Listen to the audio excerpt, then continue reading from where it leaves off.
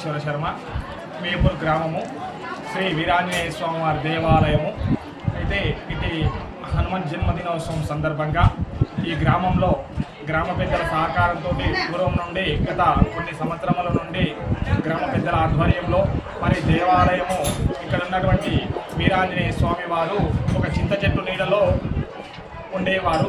అయితే ఒక భక్తుడికి కలలో కనిపించి నాకు దేవాలయం నిర్మించి ప్రతినిత్యం కూడా పూజా కైంకర్యాలు నిర్వర్తించమని ఆ భక్తుడికి తెలుపగా ఆ భక్తుడు గ్రామ పెద్దల సహకారంతో మా నాన్నగారి సహకారంతో వేదోత్తముగా ఇక్కడ స్వామివారి చెట్టు కింద నుండి తీసుకొచ్చి ఇక్కడ దేవాలయాన్ని నిర్మించి స్వామివారిని ప్రతిష్ఠించడం జరిగింది. మరి ఆ రోజు నుండి ఈ రోజు వరకు కూడా స్వామివారి దేవాలయం దినదిన అభివృద్ధిగా చెందుతుంది. మరి ఇక్కడ ఈ స్వామివారి దేవాలయంలో ప్రతి సంవత్సరం కూడా హనుమ జయంతి ఉత్సవాలు ఘనంగా జరుగుతాయి. మరి ఇక్కడ నిన్నటి రోజు స్వామివారికి అఖండ భజన కార్యక్రమం చేసి మరి హనుమ జయంతి పౌర్ణమి సందర్భంగా మరి ఈరోజు స్వామివారికి ఉదయం శుక్రభాత సేవ అనంతరము గ్రామ ప్రదక్షిణ అనగా పల్లకి సేవ, బిందె సేవ చేయడం జరిగింది, జల్లి బిందె సేవ. తదనంతరం కూడా గణపతి పూజ, నవగ్రహ పూజ, మరి తదనంతరం కూడా స్వామివారికి విశేషముగా సుగంధ ద్రవ్యాలతో పంచామృత అభిషేకము, మన్యసూక్తముగా పంచామృత అభిషేకం చేయడం జరిగింది. మరి అదే విధముగా భక్తులు అధిక సంఖ్యలో స్వామివారిని దర్శించి తీర్థ ప్రసాదం కూడా అందజేయడం జరిగింది. మరి ఈ యొక్క కార్యక్రమంలో గ్రామ పెద్దల సహకారంతో ఇట్టి కార్యక్రమంలో అన్నదాన కార్యక్రమం కూడా చేయడం జరిగింది.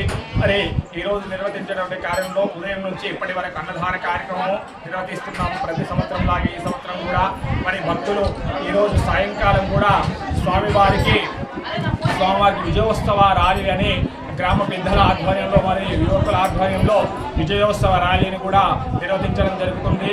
కాబట్టి ఇట్టి కార్యక్రమంలో భక్తులందరూ కూడా పాల్గొని విజయవంతం చేయవలసిందిగా మరి కోరుతున్నాం. జై శ్రీరామ్. అందరికీ నమస్కారము. ఇక్కడ వేపూరు గ్రామంలో ఆంజనేయ స్వామి దేవాలయము దాదాపు 1992వ సంవత్సరంలో ఫస్ట్ చిన్నగా అంటే ఈ గర్భగుడి నిర్మించడం జరిగింది.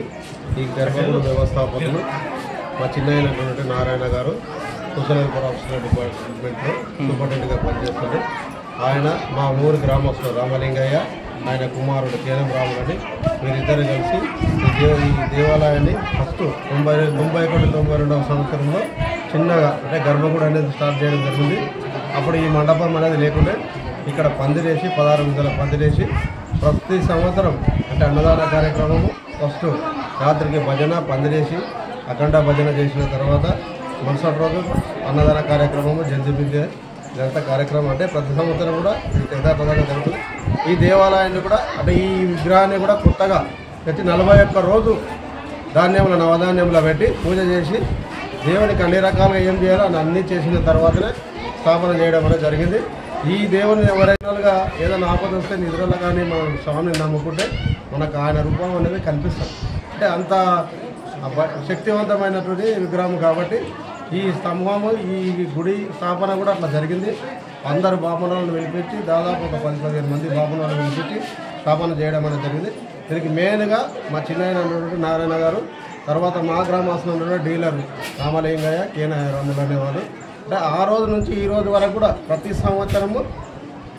సంవత్సరం యథావిధిగా మన హనుమాన్ జయంతికి ముందు రోజు ఊరికే పందిరేస్తాము. పందిరేసిన తర్వాత మరి అదే రోజుకి రాత్రికి భజన కార్యక్రమం ఉంటుంది కాబట్టి అఖండ భజన చేసిన తర్వాత ఉదయం రోజు మళ్ళీ బాయికి అంటే దేవుని జల్దికి తీసుకుపోయి ఊరేగింపు చేసుకుంటా జల్ది మీద తీసుకుపోయి బాయిలు అన్నీ తెప్పించి అన్ని రకాలుగా చేసిన తర్వాత మళ్ళీ తీసుకొచ్చి ఇక్కడ వచ్చి పూజా కార్యక్రమం చేసిన తర్వాత అన్నదానం కార్యక్రమం జరుగుతుంది. కాబట్టి యథావిధంగా అంటే ఎక్కడ కూడా ఎలాంటి ఆటంకం జరగని నిర్విఘ్నంగా ఈ కార్యక్రమం అనేది కొనసాగుతుంది. కాబట్టి ఇది ఈ స్థాపన ఏదో కానీ ప్రస్తుతం మనము ఈ గుడిలో మనం పందిరేసే ముందు చూస్తే ఒక 45 మందే కనిపిస్తాం.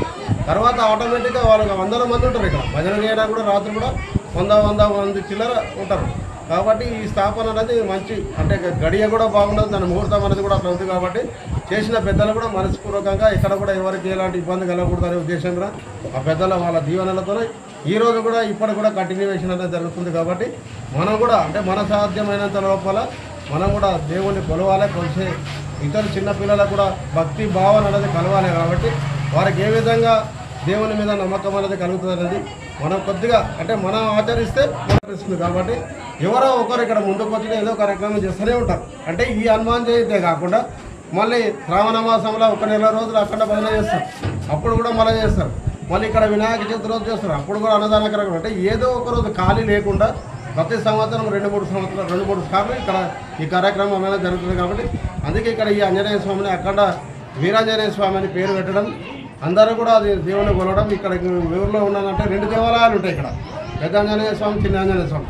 ప్రతి రామాయణం అంటే శ్రీరామనవమి అప్పుడు కూడా రాముడిని ఇక్కడ నుంచే తీసుకుపోయి అక్కడ సీతమ్మకి లగ్నం చేయడం అనేది జరుగుతుంది. అంటే నవమి రోజు ఈ గుడి నుంచే తీసుకొని పోయి అక్కడ సీతమ్మ అక్కడ లగ్నం అనేది అక్కడ పెద్ద ఆంజనేయ స్వామి టెంపుల్ దగ్గర అక్కడ కార్యక్రమం అనేది జరుగుతుంది. కాబట్టి అంటే ప్రతి సంవత్సరం కూడా అదే విధంగా జరుగుతుంది.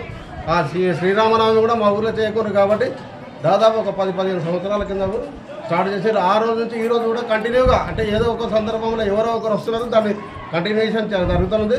కాకపోతే రామాలయం అన్నది లేదు కాబట్టి ఉన్న 2 ఆంజనేయ స్వామిలు, ఎల్లమ్మ జాతర, మా ఊళ్ళో ఉన్న దేవాలయాన్ని ఫస్ట్ మన స్టార్టింగ్లో ఊళ్ళోకి వస్తే ఎల్లమ్మ దేవత ఉంటుంది.